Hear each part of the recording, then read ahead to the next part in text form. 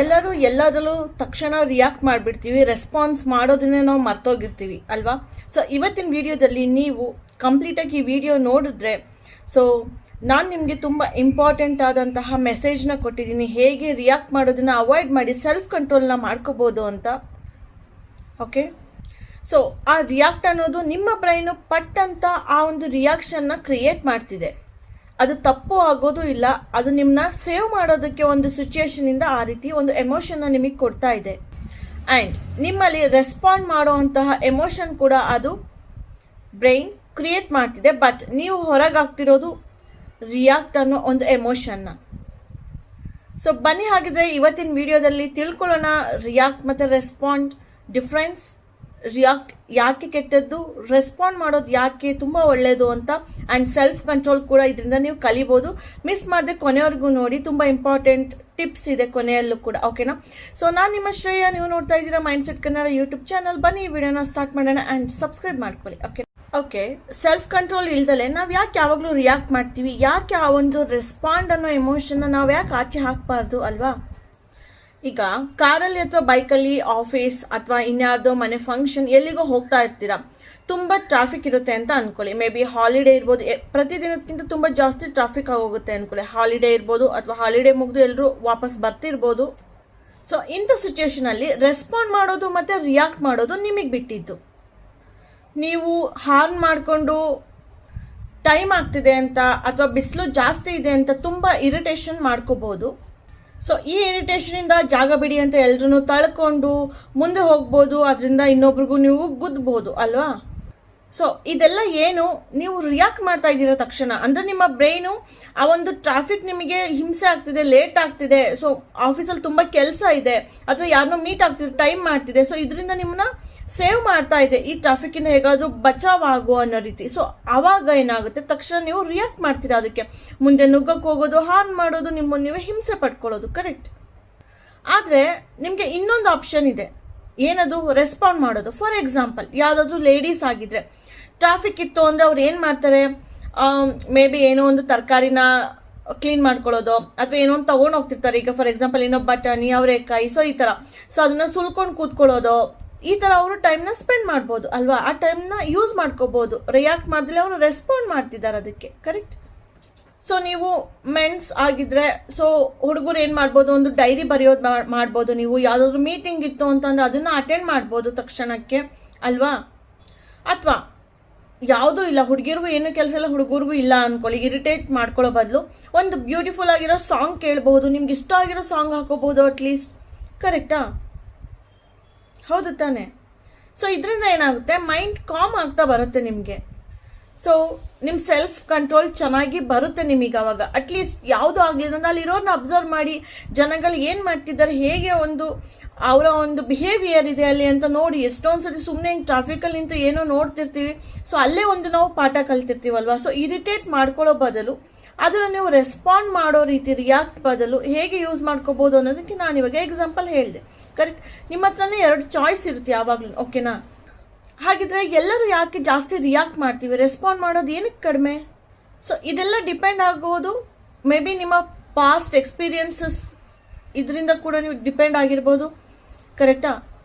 Traffic ಒಂದು example ಅಲ್ಲ, may be ನಿಮ್ಮ ಲೈಫಲ್ಲೂ ಕೂಡ ಮೇ ಬಿ ಯಾವುದೋ ಪಾಸ್ಟ್ ಎಕ್ಸ್ಪೀರಿಯನ್ಸ್ ಇಂದ ಇವಾಗ್ಲೇನೋ ಅದೇ ರೀತಿ ನಡೆಯುತ್ತೆ, ಮೇ ಬಿ ಇವಾಗಲೂ ಅದೇ ರೀತಿ ಆಗ್ಬೋದು ಅನ್ನೋ ಕಾರಣಕ್ಕೆ ನೀವು ತಕ್ಷಣ ಸಿಟ್ ಮಾಡ್ಕೋಬಹುದು, ಬೈಬಹುದು.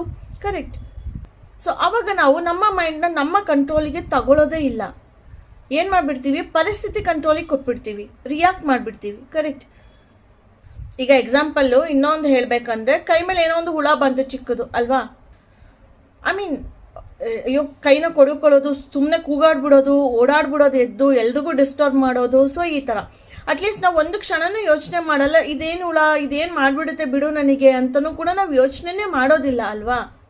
ಸೊ ಅಷ್ಟೆಲ್ಲಾ ಡ್ರಾಮಾ ಮಾಡೋ ಬದಲು ಹುಳ ಏನಾದ್ರು ಕೈ ಮೇಲೆ ಕೂತ್ಕೋತಾ 1-2 ಸೆಕೆಂಡ್ ಪಾಸ್ ಮಾಡಿ ನಿಮ್ಮ ರಿಯಾಕ್ಟ್ ಮಾಡೋದನ್ನ. 1-2 ಸೆಕೆಂಡ್ ಪಾಸ್ ಮಾಡ್ಬಿಟ್ಟು ನೋಡಿ ಏನಿದು ಕೂತಿದೆ ಅಂತ, ಓಕೆ ಜಸ್ಟ್ ಕೈನ ಹಿಂಗ್ ಅಂದ್ರೆ ಆಯ್ತು, ಮುಗ್ದೋಯ್ತಲ್ಲ. ಅದಕ್ಕೆಲ್ಲ ದೊಡ್ಡ ರಂಪ ಮಾಡೋದೇನಿದೆ. ಕರೆಕ್ಟಾ? ಸೊ ಲೈಫಲ್ಲೂ ಕೂಡ ರಿಯಾಕ್ಟ್ ಮಾಡೋದನ್ನ ಬಿಟ್ಟು 1-2 ಸೆಕೆಂಡ್ ಪಾಸ್ ತಗೊಂಡು ಏನು ಅಂತ ಥಿಂಕ್ ಮಾಡಿ, ಆಮೇಲೆ ನಿಮ್ಮ ಒಂದು ಕೋಪ ಆಯ್ತು, ಬೇಜಾರಾಯ್ತು, ಕಡಿಮೆ ಆದ್ಮೇಲೆ ಅದಕ್ಕೆ ನೆಕ್ಸ್ಟ್ ಡೇನೋ ಅಥವಾ 3 days ಬಿಟ್ಟು ಅದಕ್ಕೆ ನೀವು ರೆಸ್ಪಾಂಡ್ ಮಾಡಿದ್ರೆ ಕರೆಕ್ಟ್. ಸೊ ನಿಮ್ಮ ಸ್ಟ್ರೆಸ್ಸು ಜಾಸ್ತಿ ಆಗಲ್ಲ, ಬಿ ಪಿನೂ ಜಾಸ್ತಿ ಆಗಲ್ಲ, ರಿಲೇಶನ್ಶಿಪ್ಗಳು ಹಾಳಾಗೋದಿಲ್ಲ. ಕರೆಕ್ಟಾ? ಸೊ ಆ ಹುಳ ಬಂದು ಕೂತಾಗ ಏನಾಗಿರುತ್ತೆ, ಬ್ರೈನ್ ಪಟ್ಟ ಅಂತ ನಿಮಗೆ ಸಿಗ್ನಲ್ ಕೊಡುತ್ತೆ, ಏನೋ ಬಾಡಿ ಮೇಲೆ ಅನ್ಯೂಶುವಲ್ ಆಗ್ತಿದೆ, ಏನೋ ಬಂದು ಕೂತ್ಕೋತು, ನಿಂಗೆ ಅದೇನೋ ಮಾಡ್ಬೋದು ಅಂತ. ಸೊ ನಾವು ಪಟ್ ಅಂತ ರಿಯಾಕ್ಟ್ ಮಾಡಿಬಿಡ್ತೀವಿ. ಕರೆಕ್ಟ್. ಅದನ್ನ ಅವಾಯ್ಡ್ ಮಾಡಬೇಕು. ಪಾಸ್ ಮಾಡೋದನ್ನ ಕಲ್ತ್ಕೊಳ್ಳಿ ಇವತ್ತಿಂದನೇ. ಸೊ ಯಾವಾಗ ನಾವು ರೆಸ್ಪಾಂಡ್ ಮಾಡೋದು ಕಲ್ತ್ಕೋತೀವಿ, ಥಿಂಗ್ಸ್ ವಿಲ್ ಚೇಂಜ್ ಅಲ್ವಾ? ಕರೆಕ್ಟ್ ಅಲ್ವಾ? ಅರ್ಥ ಆಗ್ತಿದೆ ಅಲ್ವಾ? ಇವಾಗ ಹೇಳ್ತಿದ್ದೀನಿ, ಆಮೇಲೆ ಇದನ್ನ ಏನ್ ಅನ್ಕೋಬಿಡ್ತೀರ, ಓಕೆ ಯಾವ್ದಾದ್ರು ಆಕ್ಸಿಡೆಂಟ್ ಆದ್ರೆ ಅಥವಾ ಸಾವಾದ್ರೆ ಹಾಗಿದ್ರೆ ಅಲ್ಲೂ ಕೂಡ ರಿಯಾಕ್ಟ್ ಮಾಡ್ದಲ್ಲಿ ನಿಧಾನಕ್ಕೆ ರೆಸ್ಪಾಂಡ್ ಮಾಡ್ಕೊಂಡು ಕೂರ್ಬೇಕಾ? ನಾನು ಅದ್ರ ಬಗ್ಗೆ ಹೇಳ್ತಿಲ್ಲ. ರೈಟ್. ಡೇ ಟು ಡೇ ಲೈಫಲ್ಲಿ ನಿಮ್ಮ ಲೈಫ್ನ ಹೇಗೆ ಈಸಿ ಮಾಡ್ಕೋಬಹುದು, ನಿಮ್ಮ ಸ್ಟ್ರೆಸ್ ಬಿ ಪಿನೆಲ್ಲ ಹೇಗೆ ಕಂಟ್ರೋಲ್ ಮಾಡ್ಕೋಬಹುದು, ರೆಸ್ಪಾಂಡ್ ಮಾಡೋದ್ರಿಂದ ಹೇಗೆ ಒಂದು ವ್ಯಕ್ತಿ ಜೊತೆ ನಮ್ಮ ಒಂದು ಬಾಂಡ್ನ ಹೇಗೆ ಚೆನ್ನಾಗಿ ಇಟ್ಕೋಬಹುದು ಅನ್ನೋದ್ರ ಬಗ್ಗೆ ಹೇಳ್ತಿದ್ದೀನಿ.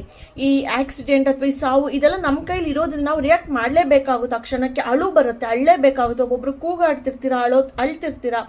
ಕರೆಕ್ಟ್. ಅದ್ರ ಬಗ್ಗೆ ನಾನು ಹೇಳ್ತಿಲ್ಲ. Those are all rare situations. Right. Every day life ಮೇಲೆ ಕಾನ್ಸಂಟ್ರೇಟ್ ಮಾಡಿ ಫಸ್ಟ್. ಓಕೆನಾ? ಯಾಕಂದ್ರೆ ಡೇ ಟು ಡೇ ಲೈಫಲ್ಲಿ ವಿನಾಕಾರಣ ನಾವು ರಿಯಾಕ್ಟ್ ಮಾಡ್ತಾ ಇರ್ತೀವಿ. ಕರೆಕ್ಟಾ? ನಿಮಗೆ ಸರಿ ಅನ್ಸಿರ್ಬೋದು, ಬಟ್ ಕರೆಕ್ಟಾಗಿ ಕೂತು ಯೋಚನೆ ಮಾಡಿದ್ರೆ ಅಷ್ಟಕ್ಕೆ ಅಷ್ಟೊಂದೆಲ್ಲ ನಾನು ರಂಪ ಮಾಡ್ಬಿಟ್ನಾ ಅಂತ ಅನಿಸುತ್ತೆ ನಿಮಗೆ. ಸೊ ರೆಸ್ಪಾಂಡ್ ಮಾಡೋದು ಕಲೀರಿ, ಪಾಸ್ ಮಾಡೋದು ಕಲೀರಿ. ನಿಮ್ಮ ಹೆಲ್ತ್ಗೂ ಕೂಡ ತುಂಬ ಬೆನಿಫಿಟ್ ಇದೆ. ಯಾಕೆ ಗೊತ್ತಾ? ರಿಯಾಕ್ಟ್ ಮಾಡುವಾಗ ನೀವು ಕರೆಕ್ಟಾಗಿ ಥಿಂಕ್ ಮಾಡೋದಕ್ಕಾಗೋದಿಲ್ಲ. ಮೇ ಬಿ ಆಫೀಸಲ್ಲಿ ಪಾರ್ಟ್ನರ್ ಜೊತೆ ಅಥವಾ ಫ್ಯಾಮಿಲಿಲಿ ಜಗಳಗಳು ಆಗ್ಬೋದು ಅಲ್ವಾ? ಕೆಲವೊಂದ್ಸತಿ ಆಫೀಸ್ಗಳಲ್ಲಿ ಕೆಲಸ ಕೂಡ ಹೋಗ್ಬೋದು. ಅಂದ್ರೆ ಸರಿ ತಪ್ಪಿನ ಒಂದು ಅರಿವು ನಮಗೆ ಬರೋದಿಲ್ಲ, ಆ ಕೆಪಾಸಿಟಿ ಕೂಡ ನಮಗೆ ಇರೋದಿಲ್ಲ ಆ ಕ್ಷಣದಲ್ಲಿ. ಓಕೆನಾ? ಹಾಗಾಗಿ ಪಾಸ್ ಅನ್ನೋದು ಮೇನ್ ಕಾನ್ಸೆಪ್ಟ್ ಹಿಯರ್. ಓಕೆನಾ? ಪಾಸ್ ಮಾಡೋದು ಕಲೀರಿ ಆ ಕ್ಷಣದಲ್ಲಿ. ರಿಯಾಕ್ಟ್ ಮಾಡಬೇಡಿ ಯಾವುದೇ ಕಾರಣಕ್ಕೂ. ಸೊ ಆಲ್ವೇಸ್ ಒಂದು ಪಾಸ್ ಕೊಡಿ. ಎಮೋಷನ್ಸ್ನ ಅದೇ ಹೋಲ್ಡ್ ಮಾಡುತ್ತೆ. ಅವಾಗ ಏನಾಗುತ್ತೆ, ನಮ್ಮ ಬ್ರೈನು ಕರೆಕ್ಟ್ ಥಿಂಕಿಂಗ್ ಪೊಸಿಷನ್ಗೆ ಬರುತ್ತೆ. ಆ್ಯಂಡ್ ಇನ್ನೂ ಅತಿಯಾಗಿ ನಿಮಗೆ ಆಗ್ತಾ ಇಲ್ಲ ಕಂಟ್ರೋಲ್ ಮಾಡೋಕ್ಕೆ ಅಂದರೆ breathing exercise very perfect solution. ಓಕೆನಾ?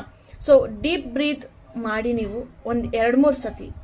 ಸೊ ಬ್ರೈನು ವಾಪಸ್ಸು ರೀಸೆಟ್ ಆಗುತ್ತೆ ಅವಾಗ. ಆ್ಯಂಡ್ ರೆಸ್ಪಾನ್ಸ್ ಮಾಡೋಕ್ಕೆ ಕೂಡ ಹೆಲ್ಪ್ ಮಾಡುತ್ತೆ. ಯಾಕಂದರೆ ನಾವು ಎಕ್ಸಾಮ್ಸ್ ಎಲ್ಲ ಬರೀಬೇಕಾದ್ರೂ ಕೂಡ ನಾನು ಬ್ರೀದಿಂಗ್ನ ಪ್ರಾಕ್ಟೀಸ್ ಮಾಡ್ತಿದ್ದೆ. ಎಕ್ಸಾಮ್ ಹಾಲಿಗೆ ಹೋದಾಗ್ಲೂ ಅಂದರೆ ಕ್ವಶನ್ ಪೇಪರ್ ಎಲ್ಲ ನೋಡಿದಾಗ ಸಡನ್ ಆಗಿ ನಮಗೆ ಟೆನ್ಷನ್ ಆಗುತ್ತೆ, ಯಾವ್ದು ಬರೆಯೋದು ಯಾವ್ದು ಬಿಡೋದು, ಇದು ಗೊತ್ತಾ ಅದು ಗೊತ್ತಾ, ಕರೆಕ್ಟಾಗಿರೋ ಆನ್ಸರ್ ಕೂಡ ನಾವು ತಪ್ಪು ಮಾಡಿಬಿಡ್ತೀವಿ. ಸೊ ನಾನು ಅವಾಗ ಬ್ರೀದಿಂಗ್ ಎಕ್ಸಸೈಸ್ ಮಾಡ್ಕೋತಿದ್ದೆ. ಒಂದು 2 ಸತಿ ಡೀಪ್ ಬ್ರೀತ್ ತಗೊಂಡು ಬಿಡ್ತಿದ್ದೆ. ಸೊ ನಿಜವಾಗ್ಲೂ ತುಂಬ ಹೆಲ್ಪ್ ಆಯಿತು. ತುಂಬ ಕ್ಲಾರಿಟಿ ಬಂತು ಮೈಂಡಿಗೆ.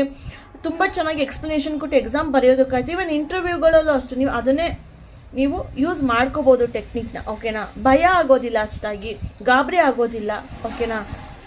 ಆ್ಯಂಡ್ ಎಲ್ಲಕ್ಕಿಂತ ಮುಖ್ಯವಾಗಿ ನಿಮಗೆ ಗೊತ್ತಿರಬೇಕು ನಿಮ್ಮ ಟ್ರಿಗರ್ ಪಾಯಿಂಟ್ ಯಾವುದು, ನಿಮ್ಮನ್ನು ಯಾವುದು ಟ್ರಿಗರ್ ಮಾಡ್ತಾ ಇದೆ ಅಂತ ಅಂದ್ಬಿಟ್ಟು. ಅಂದರೆ ನಿಮಗೆ ಯಾವಾಗ ಕೋಪ ಬರುತ್ತೆ ಅನ್ನೋದು ನಿಮಗೆ ಅರ್ಥ ಆಗಿರಬೇಕು. ಆ್ಯಂಡ್ ಅಳು ಬರುತ್ತೆ ಅನ್ನೋದು ನಿಮಗೆ ಗೊತ್ತಿರಬೇಕು. ಯಾವ ಕಾರಣಕ್ಕೆ ಯಾವಾಗ ನನಗೆ ಈ ರಿಯಾಕ್ಷನ್ಸ್ಗಳು ಬರ್ತಿದೆ, ಎಮೋಷನ್ಸ್ಗಳು ಬರ್ತಿದೆ, ನಿಮ್ಮನ್ನು ನೀವು ತಿಳ್ಕೊಂಡಿರಬೇಕು. ಒಬ್ಬೊಬ್ರಿಗೆ ಏನಾಗುತ್ತೆ, ಮನೇಲಿ ಏನೋ ಒಂದು ಸಣ್ಣ ಪುಟ್ಟ ಕೆಲಸ ಹೇಳ್ಬಿಟ್ರೆ ಸಾಕು ಕೋಪ ಬಂದ್ಬಿಡುತ್ತೆ. ನಾನು ಇವಾಗ ತಾನೇ ಬಂದಿದ್ದೀನಿ ಆಫೀಸಿಂದ, ಆಗಲೇ ಮಾಡಬೇಕಾ ಕೆಲಸನ ಅನ್ನೋ ರೀತಿ ಅಲ್ವಾ? ಸೊ ಅದು ನಿಮ್ಮ ಟ್ರಿಗರ್ ಪಾಯಿಂಟ್. ಅಂದರೆ ನೀವು ಎಲ್ಲಿಂದನಾದ್ರೂ ಬಂದಾಗ ನಿಮಗೆ ಯಾರು ಏನೋ ಹೇಳಬಾರ್ದು. ಇನ್ನೂ ಕೆಲವರು ಇರ್ತಾರೆ, ಸುಮ್ಮನೆ ಏನಾದರೂ ಏರು ಧ್ವನಿಯಲ್ಲಿ ಮಾತಾಡಿದ್ರೆ ಹೋಗಿ ಸುಮ್ಮನೆ ಆಮೇಲೆ ನೋಡಿದ್ರಾಯ್ತು ಅಂದ್ರೂ ಸಾಕು ಕೋಪ ಮಾಡ್ಕೊಂಡು ಬೇಜಾರು ಮಾಡ್ಕೊಂಡು ಅಳೋದಕ್ಕೆ ಸ್ಟಾರ್ಟ್ ಮಾಡಿಬಿಡ್ತಾರೆ. ಕರೆಕ್ಟಾ? ಸೊ ಈ ರೀತಿ ಯಾವುದು ನಿಮ್ಮ ಟ್ರಿಗರ್ ಪಾಯಿಂಟ್ ತಿಳ್ಕೊಳ್ಳಿ ಫಸ್ಟ್ ಆಫ್ ಆಲ್. ಓಕೆನಾ?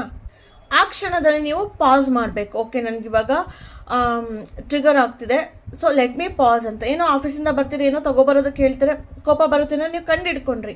ಕರೆಕ್ಟ್? ಆ ಕ್ಷಣದಲ್ಲಿ ಪಾಸ್ ಮಾಡಿ. ಓಕೆ, ತಗೋಬನ್ನಿ ಅಂದಾಗ ಓಕೆ ಅಂತ ಅಂದ್ಬಿಟ್ಟು ಒಂದು ಸ್ವಲ್ಪ ಹೊತ್ತು ಸುಮ್ಮನಿರಿ ನೀವು. ಓಕೆನಾ? ಒಂದು 5 ನಿಮಿಷ ಇರು ಅಂದ್ಬಿಟ್ಟು ಅವ್ರ ಹತ್ರನೂ ಟೈಮ್ ತಗೊಳ್ಳಿ, ನೀವು ಟೈಮ್ ತಗೊಳ್ಳಿ. ಬೈಯೋದಕ್ಕೆ ಹೋಗಬೇಡಿ, ಜಗಳಗಳು ಮಾಡ್ಕೋಬೇಡಿ. ಬೇರೆಯವ್ರಿಗೆ ಬೈಯೋದು ಕೂಗಾಡೋದು ಮಾಡಿ ಅವ್ರಿಗೂ ಬೇಜಾರು ಮಾಡಬೇಡಿ, ನಿಮ್ಮ ಒಂದು ಬಿಪಿನೂ ರೈಸ್ ಮಾಡ್ಕೋಬೇಡಿ. ಓಕೆನಾ?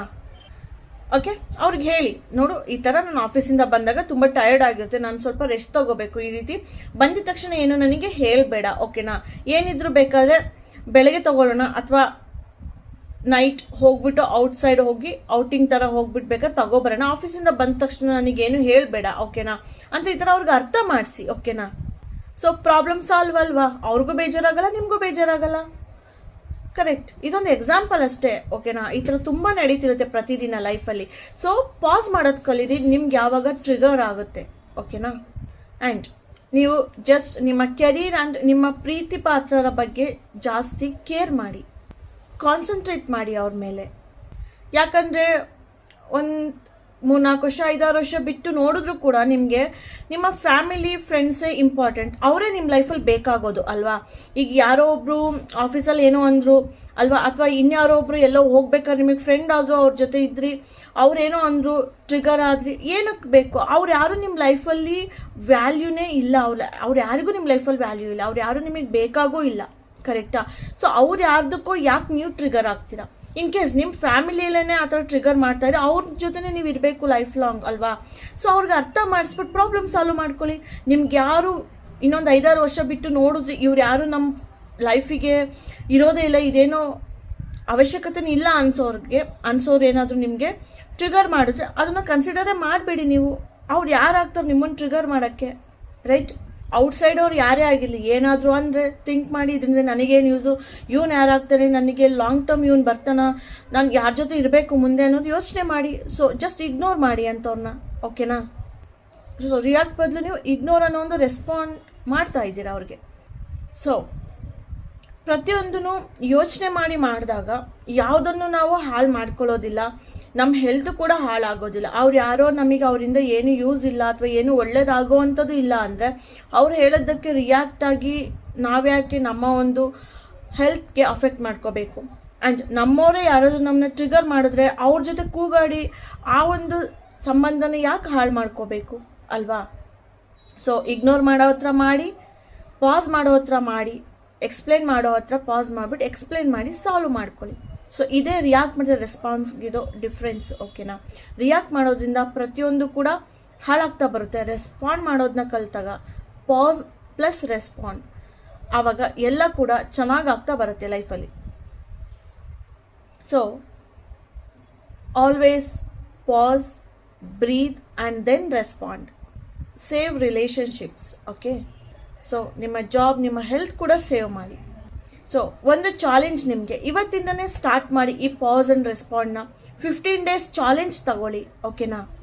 ಸೊ ನಿಮ್ಮ ಮೈಂಡ್ ಮತ್ತು ನಿಮ್ಮ ಸರೌಂಡಿಂಗ್ ಎಷ್ಟು ಪೀಸ್ಫುಲ್ ಆಗುತ್ತೆ ಅಂತ ನೀವೇ ನೋಡಿ, ಓಕೆನಾ. ಮಾಡಿ ನೋಡ್ತೀರಾ ಇದನ್ನ? ಸೊ ನನಗೆ ಕಮೆಂಟಲ್ಲಿ ಹೇಳ್ಬೋದು ನೀವು, ಓಕೆ. ಸೊ ಓಕೆ ಗೈಸ್, ಇವತ್ತಿನ ವಿಡಿಯೋ ಇಷ್ಟ ಆಗಿತ್ತು. ಸೊ ನಿಮಗೆ ಈ ವಿಡಿಯೋ ಹೆಲ್ಪ್ ಆಗಿದೆ, ಇಷ್ಟ ಆಗಿದೆ ಅಂತ ಅಂದ್ಕೊಂಡಿದ್ದೀನಿ. ಸೊ ನಾನು ನಿಮ್ಮ ಶ್ರೇಯಾ, ನೀವು ನೋಡ್ತಾ ಇದ್ದೀರಾ ಮೈಂಡ್ಸೆಟ್ ಕನ್ನಡ ಯೂಟ್ಯೂಬ್ ಚಾನಲ್. ಈ ವಿಡಿಯೋನ ಇಲ್ಲಿಗೆ ಮುಗಿಸ್ತಾ ಇದ್ದೀನಿ. ಮತ್ತೆ ನೆಕ್ಸ್ಟ್ ವಿಡಿಯೋದಲ್ಲಿ ಸಿಗ್ತೀನಿ. ಸಬ್ಸ್ಕ್ರೈಬ್ ಮಾಡಿ, ಜಾಸ್ತಿ ಸಪೋರ್ಟ್ ಮಾಡಿ. So thank you all. See you, bye, take care.